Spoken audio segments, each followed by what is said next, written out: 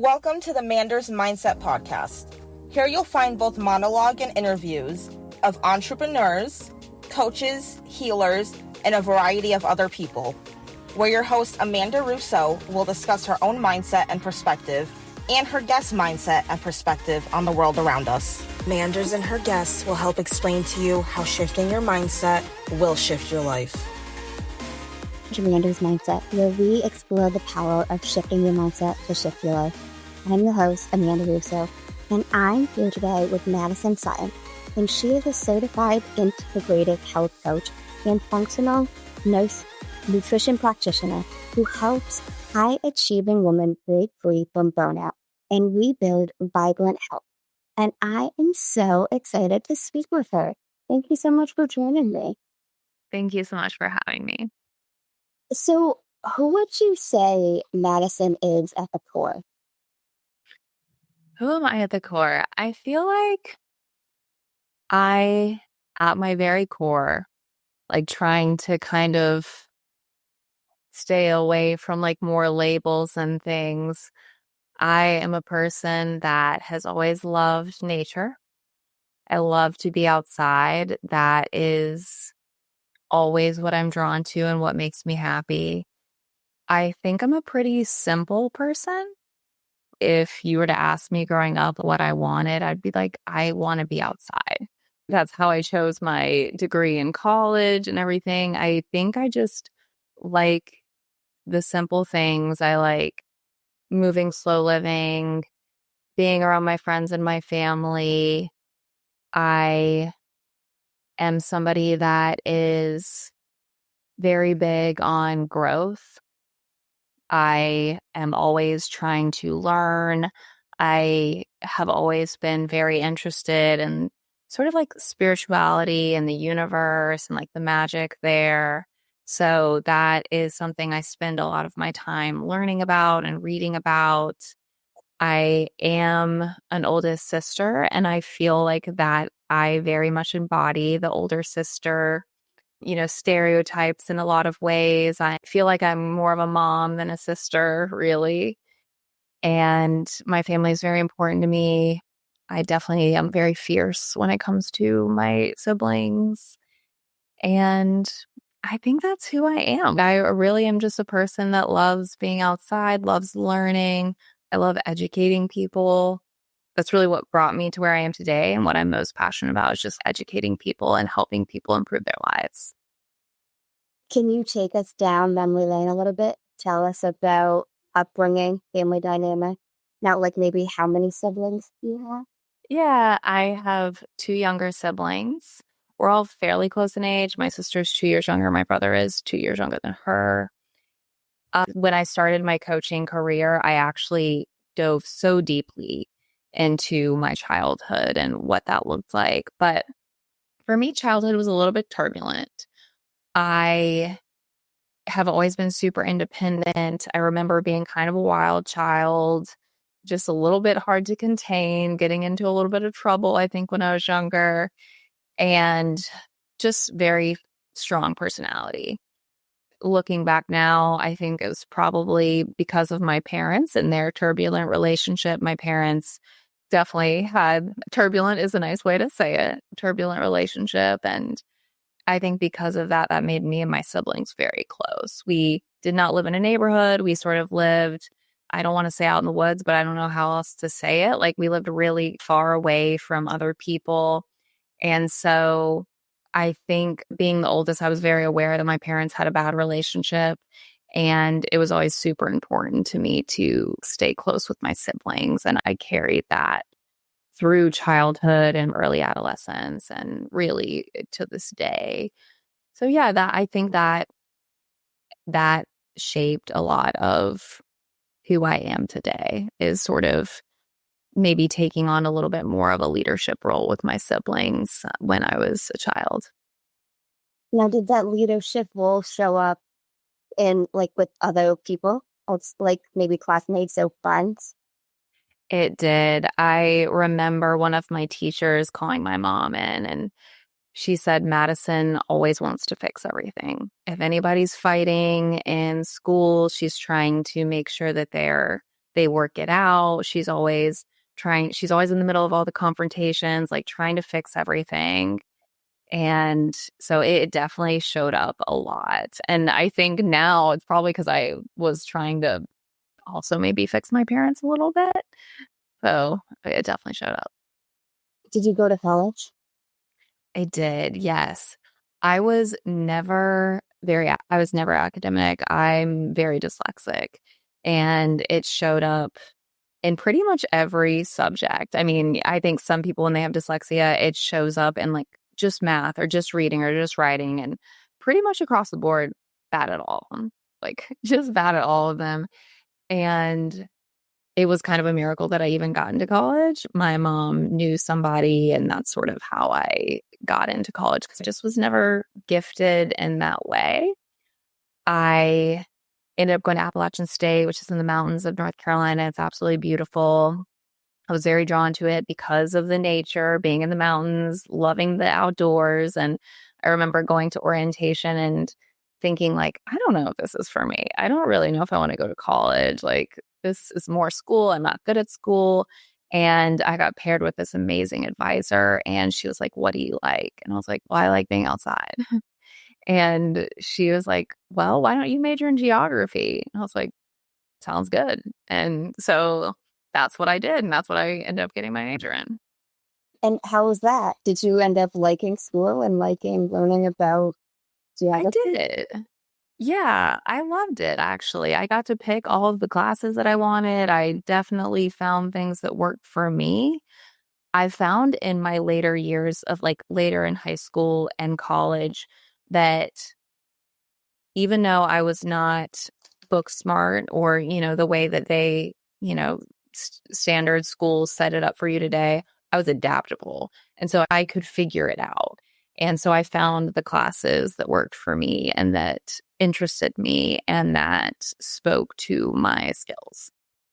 Now, post college, what'd you do from that? What was your next step? I ended up going to engineering for a little while, not as an engineer, I was a cartographer. And it was super technical, which kind of appeals to me in a way. I'm pretty introverted. I didn't want to do what everyone else was doing. I felt like everybody else in college was going into like marketing and business. And I was like, well, I don't want to be in sales. So I was very proud that like my geography major ended up leading into a decent career in the engineering space. But I wanted to be around people a little bit more. Flash forward, I ended up going and working as a solutions engineer, which is a sales role for a mapping company. And that company ended up being acquired by Salesforce, which is a large tech company.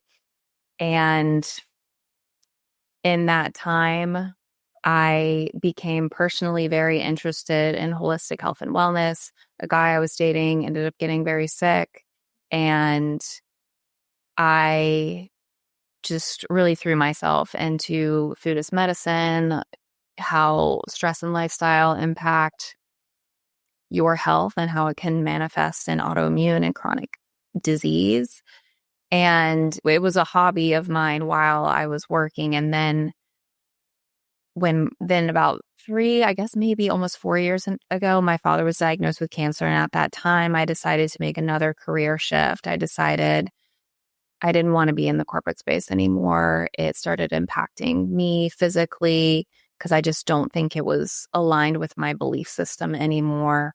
And that's how I got to what I'm doing today, which is coaching women in preventative and holistic wellness. Now, I'm curious. You mentioned loving the outdoors. Were you into fitness like as well growing up? I actually really wasn't that into fitness. I think I am more drawn to maybe like the gardening side. Like I do like hiking and things like that.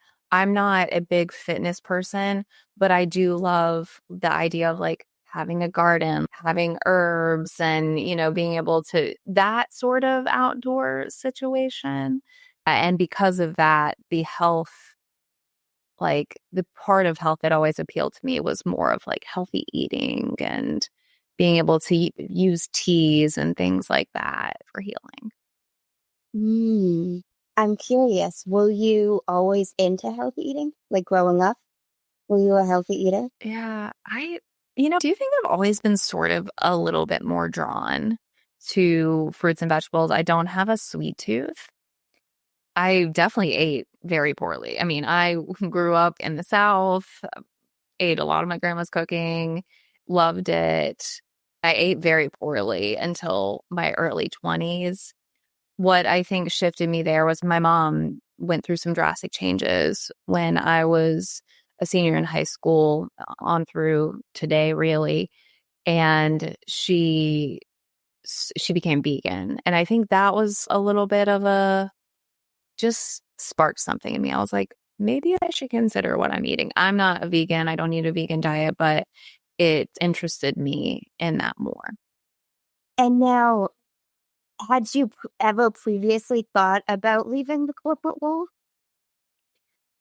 I actually think I had. I think it was my daydream. I think it was my daydream. I remember being on a team call and we always did icebreakers at the beginning of the team call. And it was probably a year before I actually really made moves to leave. And my manager at the time said, what would you do if money wasn't an object? You could do whatever you want. And everybody was like, travel and like all these things. And I was like, I think I'd be a health coach. So I think I've been pulled toward this for a very long time. Even when I was in the engineering space, I had like a anonymous blog that was like health related. And I was never like brave enough to like really pursue it. And so that kind of fell to the wayside. So I do actually think I've been drawn to this for a long time. Thinking back to childhood, I was very interested in like Native Americans, and that's on my grandma's side or my mom's side a little bit. I think that always spoke to me a little bit. And I was always interested in medicinal herbs and things like that. So I think that's called to me for a very long time. Was it your dad's diagnosis that kind of gave you that final? Yes. Yeah. As soon as he was diagnosed, I was actually supporting a lot of really large pharmaceutical clients and just really big companies. I remember sitting in the hospital after one of his surgeries, and I was on the phone with a big client, and we were trying to figure out how to basically make them more money. And I'm like, this is a company that has billions and billions of dollars. And I am sitting here wasting my time trying to make them more money. And my dad's dying. And I was like, it was many things. It was, I don't believe in that anymore. And I also believe in something else. It was like a pulling away from the corporate space because I just didn't align with me anymore. And then watching my dad battle cancer, and he eventually passed from cancer, and just watching him sort of stumble through that and not know how to eat right, not know how to take care of himself, not being given the tools that he needed by our healthcare system, really. I mean, gave him radiation, chemo, surgery, but not a nutrition plan, not a therapist, not somebody to actually help him with cancer. And I was like, this is unacceptable. People need to know how to take care of their bodies, and they need to know what happens if they don't. They need to understand if they get sick, they lose literally everything. And so do their families. It really doesn't just impact that one person. It's such a ripple effect. So yeah, that was definitely it for me. I'm sorry about your dad. Thank you. Now, you mentioned that you stopped outsourcing your choices to what you thought you should be doing and began listening to your body. Can you elaborate on that a little? Yes. So not to toot my own horn, but I was really good at my job. Like, I was very good at my job. I was one of the only women on my team for 8 years. And I think because of that, I really strive to be the best. There was imposter syndrome there. I pushed so hard to always be the best because I felt like I had to fight harder than everyone else. I felt like I had to earn my seat at the table more than the men did. And I think, growing up, we are taught that having a good job with a good title, with a good salary, that's the goal. If you do that, you'll have absolutely everything. And I was doing well in my job, but I was really suffering pretty aggressively from anticipatory grief, knowing that my father was going to pass. And that wasn't even a thing that I didn't even know what anticipatory grief was until my friends gave me a book after my dad passed. So I wasn't even knowledgeable that really you grieve before that person passes, knowing that they're going to pass. And so while I'm excelling in my career, I am suffering the physical consequences of this grief. And I think it was just a really bad combination. We were releasing a new product and I was doing these presentations on this new product that was half baked. And it was really stressful and it caused me to get very sick. I mean, still to this day, feel some of the side effects of that sickness. And I still have to be very gentle with myself. And I'm just honestly more fragile than I used to be because of that time period. It completely knocked me down. So something that I started thinking about is what does good, what does well actually look like for me? What does happiness look like for me? I just no longer believed in what I was doing for my job. It wasn't making me successful in other areas of my life. It wasn't making me happy. It wasn't leaving me in a good place. And I think really from that point and through the process of creating my business, I mean, I've had some really bad financial times when I started my business, but they've actually still been much happier times than when I was dealing with that. So it's been a big mindset shift for me about what does success actually look like? What does happiness actually look like? And for me, it's no longer the sexy job and the stable income. It's freedom. It's health. It's being able to have flexibility in my day and do something that I feel good about. Wow. That's, you mentioned in the forum about just because you're good at something doesn't mean you meant to keep doing it. I think that's a very powerful statement, but I think it's so true. I think even like you mentioned, you were really good at your job, and I'm sure you were, but I think so many people get caught up in the fact that they're good at something. That means they're meant to keep doing, but I don't think that's necessarily the case either. Yeah.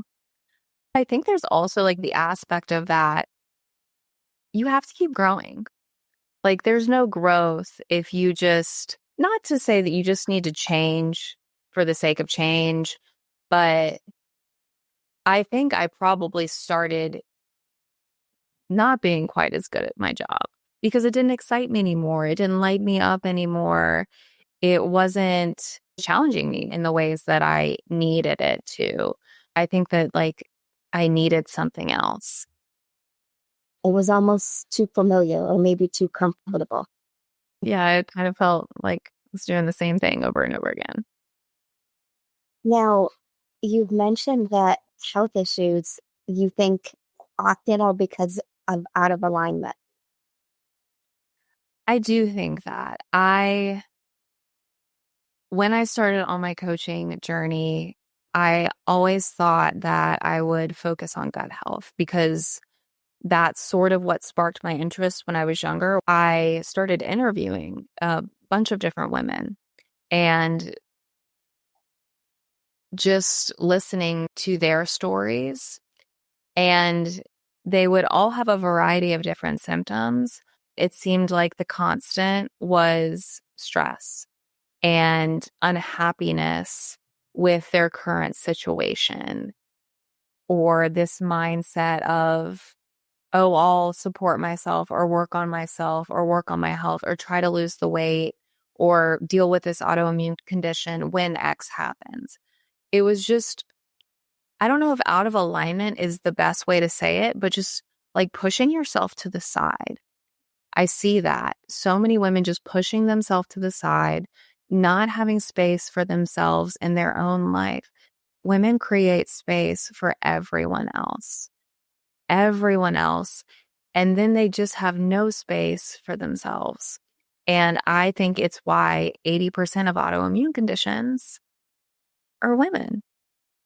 I've spoken to a few women on the show that have autoimmune issues, and they've told me, like, it's mostly women, like, the percentage is, like, really high. And it's mostly caused from stress, majority of them. It makes so much sense that we don't prioritize ourselves as women, because whether we have kids, whether we just take on this role, even like you mentioned, our younger siblings, we just feel this responsibility for, and I feel like, and I don't mean to like target men, but I feel like that shows up more so as the older sister than even if you are the older brother. Like I have cousins who that's the older sister and the older brother, like in different sets of my cousins. And I see it more so in my older female cousins than I do the male cousins. Like, not that they don't take on that protective role, but it's different. It's not that same like level of like responsibility per se. Yeah. I mean, my brother and I have our birthdays are a day apart, and we went on a family trip this year because he turned 30. And we were all in the kitchen one morning, and it was like me and my sister has 2 children, and my sister is sitting there trying to cook breakfast for everybody, even though she's got 2 children running around. Like, leave that to us, leave that to the people that are not chasing after toddlers. And it's me and her in the kitchen. And my boyfriend's like, Madison, why don't you eat? And I'm like, no, it's fine. Like, y'all eat. We'll do everything. We'll cook. We'll clean. We'll do everything. And same with my little sister. And of course, like, nothing bad against my little brother, but he's just sitting there and he's like, yeah, y'all got it. And just, I mean, he doesn't even mean it, but it's like, we've done that for him his whole life. And it's not really, I mean, maybe it's his fault, but I mean, it's not completely his fault. It's just, it is so hardwired. It really is. Now, I'm curious. I know it's probably a very difficult question, but like a suggestion for women to start prioritizing themselves even slightly? Yeah. I would say, I mean, it's really hard. Like, when I say this is hardwired, like, it is so deeply ingrained. And sometimes I'm like, you know, sometimes it does take something major to really open up a woman's eyes to the fact that she needs to prioritize herself. I would say start getting curious about what brings you joy. Every time I talk to women, it's I don't have time and I don't have energy. Like, those are the things. I don't have time and I don't have energy. And I would almost argue that it's really the lack of energy more than it's the lack of time that stops many women from doing the things that actually fill their cup. So I think maybe getting honest with yourself and maybe even making a list. Like, these are all of the things that I am doing today. And these are the ones that are not for me, or these are the ones that are draining my energy and not giving me energy. It's kind of like you might have to do a bit of an evaluation of like, where are you actually spending your time?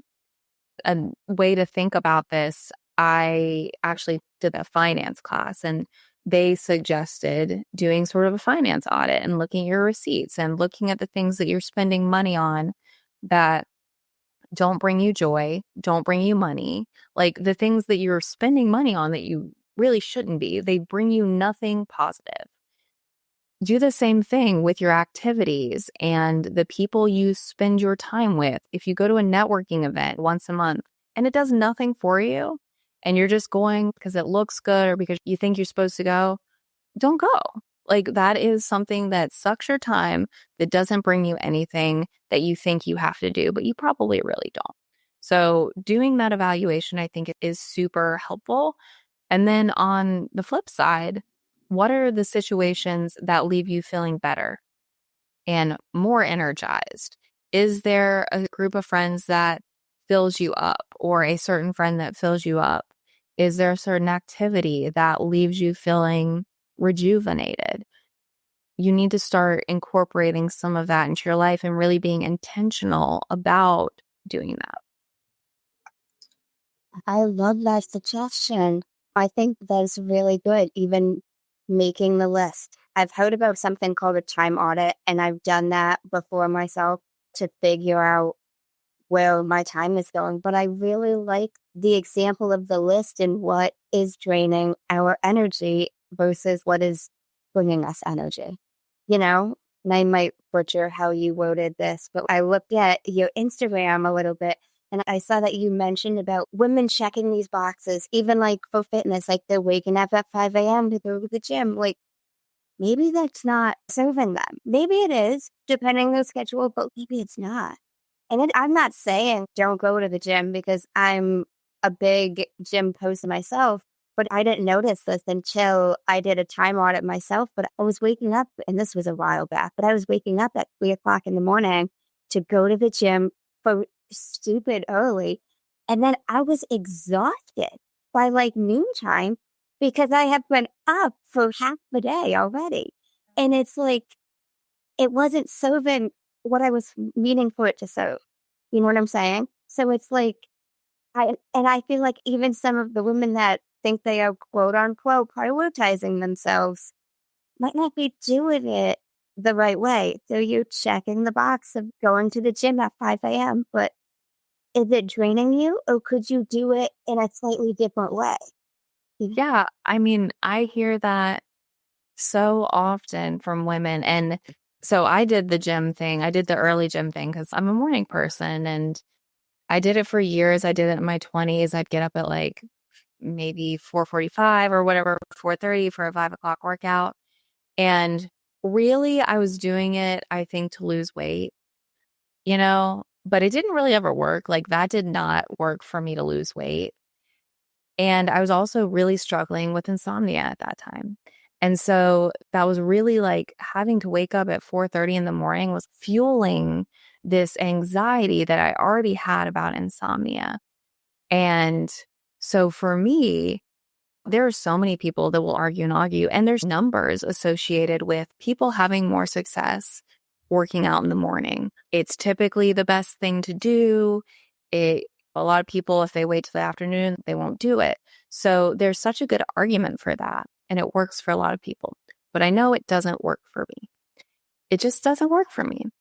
And I think a lot of women are taking health advice and just blindly accepting it as truth and then getting frustrated when it doesn't work for them. But it's just not for you, or you need to do it slightly differently, or maybe you need to work out at lunch, or maybe you need to do a 20-minute yoga instead of a 45-minute HIIT. It just, you really, I think, have to listen to yourself. And that's why I stopped doing HIIT. I stopped probably 4 years ago. And I remember calling the gym and saying, I'm going to cancel my membership. I talked to one of the coaches that I had worked with, and he was like, why? You've been coming here for so long. And I was like, it feels so aggressive. I was like, it feels so aggressive. I was like, I just need something softer. I need something slower. And I've stuck with that. And I think maybe actually now I'm probably ready for something a little bit more intense. But, you have these ups and flows. And I think you got to just learn to kind of flow with it and be honest with yourself. No, I think that's so true. And I agree with you on, we hear a lot about people saying that it's best in the morning. And, even with that, I think it's like paying attention to your own schedule. There was a while I was working as a paralegal. I was in the corporate space. But then even shortly after I left that, I still found myself, I'm running my own business and I'm going to the gym ridiculously early when I could still be doing the morning workout if that morning was 9 a.m. and not 5 a.m. You know what I mean? Like having the slower paced morning because I have the ability to. And I love how you mentioned knowing yourself and just seeing what works for your body. And do you feel drained with this? Or do you feel more energized with this? It's because society says it's best to work out in the morning. Maybe it's not best for you. Like everybody's body's different. Everybody's mind is different, Yeah. I talk to a lot of women that are going through perimenopause and menopause, and they're kind of a little bit frantic right now because they're like, I've never had to worry about my weight, and now I have to worry about my weight, and I'm going to the gym, and they're like upping their exercise, upping all of these things, fasting, cutting out a bunch of stuff in their diet, and it's not working. And again, that's them listening to other people and what they think they need to do to lose weight, when really it's more of a stress and hormone situation than it is how often you're hitting the gym. So what do you say to those women? What's a general piece of advice if you have one? Well, oftentimes, so I actually do lab testing with my clients, and I found with women, where we're hardwired to push and be perfect, and it's kind of helpful for me to be able to show on a lab test, like, let's look at where your hormones are. Like, let's look specifically at where your cortisol, your stress hormone is. Let's look at where your DHEA, which is supposed to counterbalance your cortisol, let's see where that's at. For a lot of them, it's either really high. Most of them, it's actually really low. We hear about high cortisol a lot, but really when they get to me, like, they've already had the high peak and now it's on the floor because their body can't create it anymore. It's just they're tired. I'm like, this means that you need to stop with the HIIT. Maybe you can do some light strength training, go on a walk, sit in the bubble bath, do some stretching. Like, this is where we need to start incorporating the more like yin activities. And I find that a lot of women actually, they really do find more success in that. Do you notice they find success even in weight loss with the yin activities? They do. I will say exercise is not the only thing that will adjust. I like to say that because I am really focused on the stress and the nervous system and reestablishing balance in the body, that I'm not super focused on like diet and exercise, because I do feel like most weight loss programs are focused so heavily on diet and exercise. But at the same time, like, that is still important.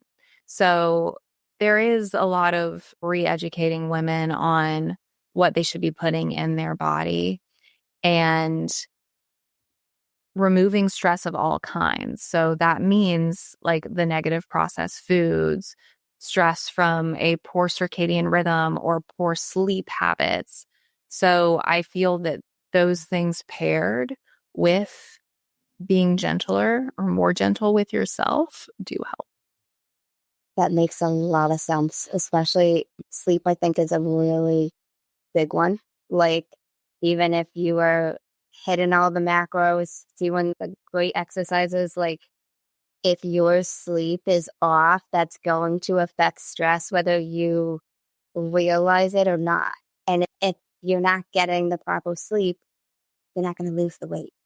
I was just curious because I don't coach women myself or even work like that, but I just know from so many friends and acquaintances that I have that are women that have worked with any sort of coach, even if their goal is not weight loss, it's something they are thinking about almost all the time. As women, we have that mindset of looking a little slimmer or like I'm gaining a little bit of weight or almost like that. If anything you have found to help shift women's mindset in general with that? I wish. And really, like, I did not get in this space specifically for weight loss. Like, I was actually anti working with women about weight loss. Like, I had this, like, I don't know, I just was like, I don't want to do it. But because I really wanted to be in more of like preventative wellness. And I just liked that perspective a little bit better. But you're completely right. If you are working with women, that is like the top priority. They can have a horrible chronic health condition and they're worried about weight loss. And I hate that for us. Like, I hate that for us. And, I talk to so many women again that are in perimenopause and menopause, and they're like, well, you won't understand until you're in menopause. And I'm like, actually, women beat themselves up their entire life. It doesn't start when you're in perimenopause and menopause. It doesn't start after menopause. We are so horrible to ourselves. And I also think that's one of the reasons that we deal with chronic health issues so much more than men, and burnout and autoimmunity. And I'm really trying to encourage this like shift towards like healthy beauty and clean products. And, I definitely, when I was in my 20s, like got dysport a few times. And now I'm like, no, like I'm not going to do that. I'm going to let myself get old and I'm going to feel beautiful as I age. I am going to really lean into trying to feel beautiful as I age, trying to not beat myself up for getting older, and trying to not dread things like menopause and perimenopause. And honestly think if we took less stress off of ourselves needing to be physically perfect, we would find ourselves much more beautiful, and we would be less concerned about weight loss and more concerned about like just general health. I love that term, healthy beauty. I think that's a really great way to look at it, and just embracing the changes that our bodies are going to go through as women, or even as men, as people get older. Like nobody really likes aging. Even like you mentioned, growth with a different aspect before, but it's just part of the evolution of the cycle of life. And it is something to be embraced. Like I do feel like clean beauty and like the no tox stuff is like kind of showing up a little bit more. And so I'm hoping that's a transition towards women maybe being okay with those things. And there's so much more education and like an emphasis on preparing for perimenopause and menopause. So I hope that's a shift in the right direction. I will say the way that I want to combat this with women is through preventative health. If a woman is taking care of her body physically, it kind of bleeds over into other aspects of her life. If you feel good in your body, it makes it easier to feel confident.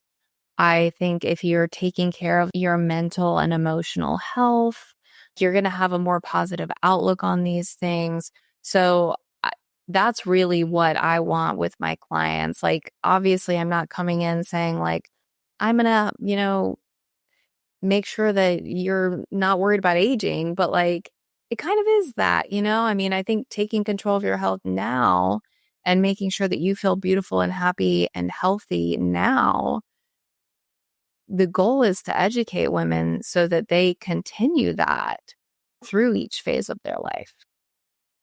I like that. It's so true about if you feel good, you will feel more confident. It is like you'll show up differently in the world if you feel good. And I think it all comes back to, even like you mentioned, what's draining you in your life and what is not draining you, and like what is helping you, what is fueling you, whether it's food, whether it's movement, whether it's, I even want to say people in your life. Like, Yeah.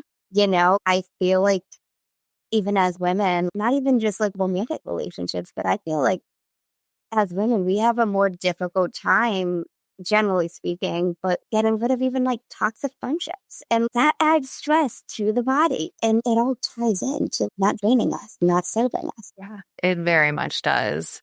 I think people in general have such a hard time letting go of bad relationships, like bad marriages, but bad friendships. That's maybe one of the hardest things for us to let go of. I think something that I have been decent at embracing is not being as scared of change.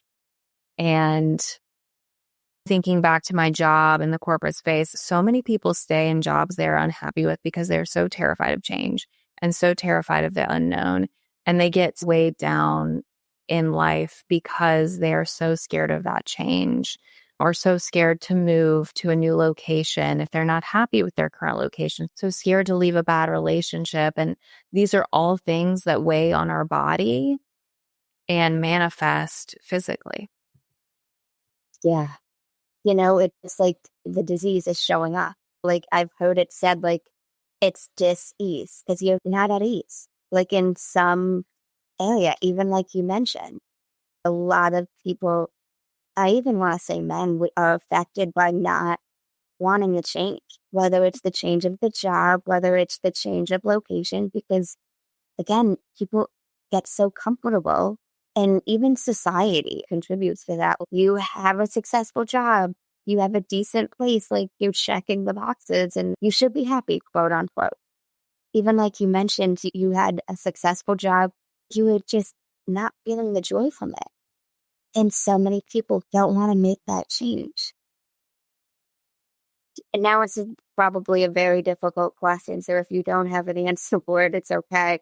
But do you have any suggestions, even if it's just women or people in general, like if they know maybe it's the job, maybe it's the location, like isn't right for them, but they are scared to make that change?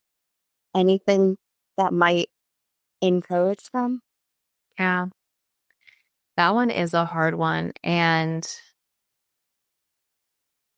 sometimes when I'm working with women, it's so apparent that the issue is actually their partner. And you can't say that, not really. I can't say, well, it's your husband. Like it's so clear that what is keeping you unhappy and unhealthy and just unwell is your husband. That goes for men as well. It's not just women, but I think it's giving them the space to open up that dialogue with themselves. I think as a friend, as a therapist, as a coach, it's really just asking those questions and digging a little bit deeper. And I don't think this is really answering your question. I'm just saying this is how I try to surface that for a woman. It's more of well, what do you think is causing that? What do you think's got you feeling stuck? What do you think would make you feel better? It's sort of just like you have to sit there and ask yourself these questions and be very honest with your answers. I do this with myself with journaling. I think if you are trying to noodle on something and you don't know the right answer, I do this almost every time when I get aggravated with my partner. For some reason, it's always in the morning and I'll be annoyed about something and I'll go upstairs and I'll journal. And I'm like, why am I really mad about this? And I'll get it out on paper or something. And then I can come downstairs with a clear head and say, all right, this is why I'm upset about this. And, obviously that's like a sort of a small example, but I think journaling is such a safe space for somebody. Like it's a way where you can be honest and get your thoughts out of your mind and nobody's going to read it. Not a therapist. Nobody's going to see that but you. I think it's giving people the tools and asking them the right questions to get the internal dialogue flowing. I like how you mentioned, why am I mad about this? Or asking ourselves a question and journaling about that. A lot of people mention journaling, and I'm a big proponent for it as well. But I think it's really good that you mentioned like asking ourselves that question and then journaling on that, even if it is about change. Why do you feel this job isn't right for you? Why are you seeking the change? Even if it's something as basic as that, because I feel like journaling is kind of vague and you can just get off in a tangent almost, journaling about even things that are not what you originally meant to journal on. So I think that's a really great tip. Even something as simple as, why are you feeling this way? Why are you upset about this? And seeing what comes up. Sit with yourself and just we flow right with that. But like having a starting point, I think is helpful. Yeah, I do think asking the why and then being like, well, why? So like keep being like, why? And you can get there. Yeah, almost like that like toddler that just keeps asking you that exact why. Like we've all been around a toddler, even if you don't have kids, that just keeps asking you why. Why are you doing this? Why are we going there? And they just want, and at some point you'll eventually run out of answers to the why, but like keep reiterating that. I think that makes so much sense. Thank you so much for speaking with me. I really appreciate it. Yeah, thank you so much for having me. This has been a really fun conversation. I agree. Have you heard of a man named Jay Shetty? Yes. So I'm a big fan of him, and he has a podcast called On Purpose, and he ends the podcast with 2 segments, and I'd throw in the 2 segments, and I end my podcast with the 2 segments. The first segment is the many sides to us, and there's 5 questions, and they need to be answered in 1 word each. Okay. I'm nervous. It gives questions about you, so there's no right or wrong answer. What is 1 word someone who is meeting you for the first time would use to describe you as? Calm. What is 1 word someone that knows you extremely well would use to describe you as? Stubborn. What is 1 word you'd use to describe yourself? Free-spirited? 2 words, but What is 1 word that if someone didn't like you or agree with your mindset would use to describe you as? know it all. What is 1 word you're trying to embody right now? I'm sorry, I didn't hear that last one. What is 1 word you're trying to embody right now? Flow. The second segment is the final 5, and these can be answered in a sentence. What is the best advice you've heard or received? Follow your heart. Why is that the best? Because I think there is nobody on this earth that is on the same journey that you are. And so I am a big believer in, I think maybe this is a little bit because I didn't necessarily have parents that I felt like knew what they were doing. I think that created this very independent nature in me. And maybe because of that, I don't necessarily trust others to be mentors. It's maybe made me a little bit too independent. But I think there's been some positives to that also. And I just think there's no 2 people that are on the same journey. And so, when you're in doubt, follow your heart and you don't need to listen to outside influence. What is the worst advice you've heard or received? Probably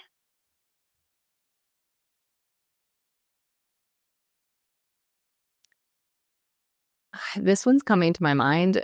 Probably to go to college, honestly. I loved college and it had such a positive impact on my life. But I'm thinking more and more, it's not super relevant.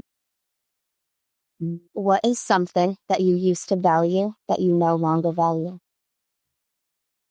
The approval of men that I used to work with. If you could describe what you would want your legacy to be as if someone was reading it, what would you want it to say? I would really want it to say that I was a person that was a thought leader and somebody that changed the way that we view success in life.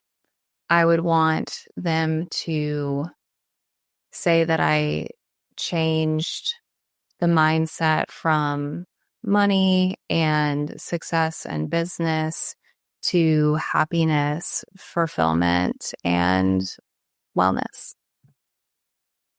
If you could create 1 law in the world that everyone had to follow, what would it be? And I want to know why. This one might be controversial. I think it would be you are not allowed a reoccurring prescription for an illness unless you have tried well, let me say this.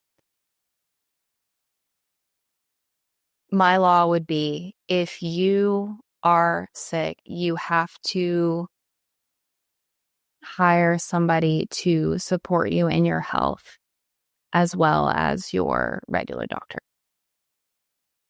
I think that would be my law. I was going to go like kind of down the prescription route because I think there's way too much dependence on prescriptions. But at the same time, that is sometimes, it's something people need sometimes. So I think that would be too harsh of a law. So why would this be a law that they have to hire someone besides the doctor?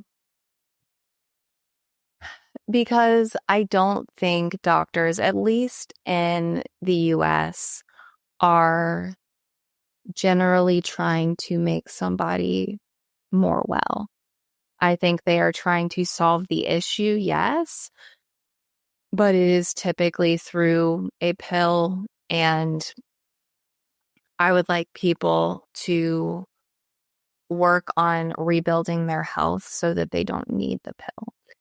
It's like maybe you need the pill for a little while, maybe you need the doctor for a little while, but let's also work with somebody who is more functionally and holistically and health-based so that we can get you to a place where you maybe don't need the doctor anymore. I think that makes a lot of sense. Not to go on a full off tangent, but my mom has fibromyalgia, and I spoke to a woman who's actually a fibromyalgia coach on the podcast. And before meeting her, I didn't even realize that was a thing. I think that's so beneficial. And she even mentioned, we're not going to replace your doctor, but we should work with your doctor. And it could really change the outcome of how people experience fibromyalgia. And I think that ties into that so much. I agree. And, I think that's something that so many people don't know. There's a coach for everything. Every illness, every issue that you could have, there's somebody out there that is willing to help you, that has experience, that wants to help you and support you. And their goal is to pull you out of that place so that you don't have to be dependent on a solution that you're not happy with. It's so true. Thank you so much for speaking with me, Madison. I really appreciate it. Thank you. I really enjoyed this.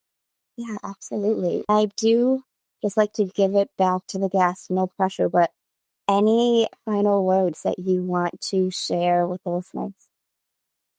Yeah, I think we covered so much during this conversation. I think maybe the final thing to leave everybody with is just, I think it comes to that change conversation that we had. No matter what it is, if it's feeling like you're out of alignment, feeling like you're stuck with your health, the catalyst really to getting out of that rut is you can't be scared of change. You can't be scared to bet on yourself and do something positive for yourself. Invest in yourself, invest in your life. So yeah, I think that's probably what I want to leave everybody with is don't be scared to do something that is a little bit scary because it is oftentimes super beneficial. Thank you so much. And thank you guys for tuning in to Manders Mindset. In case no one told you today, I'm proud of you. I'm rooting for you. And you got this. As always, if you enjoyed the show, I would really appreciate it if you would leave me a 5-star rating, leave a review, and share it with anyone you think would benefit from this. And don't forget, you are only one mindset shift away from shifting your life. Thanks, guys. Until next time.